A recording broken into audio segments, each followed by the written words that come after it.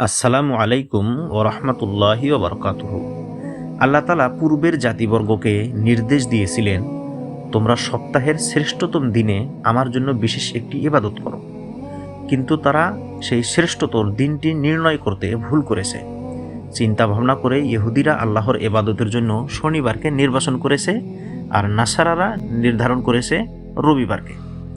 অথচ সবচেয়ে সম্মানিত দিন হলো জুমাবার। এই দিনের অনেক ফজিলত, অনেক বৈশিষ্ট্য।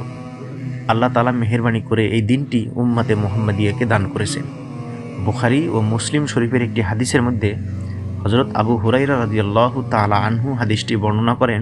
জনাবে নবী করিম সাল্লাল্লাহু আলাইহি ওয়াসাল্লাম বলেছেন, আমার পরে আগমনকারীরাই কিয়ামতের দিন অগ্রগামী হবে, তবে অন্যদেরকে আসমানি কিতাব দেওয়া হয়েছে আমাদের পূর্বে। এই দিন অর্থাৎ শ্রেষ্ঠতম একটি দিনে সকলে একত্র হয়ে বিশেষ ইবাদত করা তাদের উপর ফরজ করা হয়েছিল, কিন্তু তারা এতে মতবিরোধ করেছে। আর আল্লাহ তাআলা আমাদেরকে সঠিক দিনটির পথ দেখিয়েছেন। সুতরাং এক্ষেত্রে মানুষ আমাদের অনুগামী। ইহুদিদের শ্রেষ্ঠ দিন জুমার পরের দিন শনিবার, আর খ্রিস্টানদের শ্রেষ্ঠ দিন এর পরের দিন রবিবার।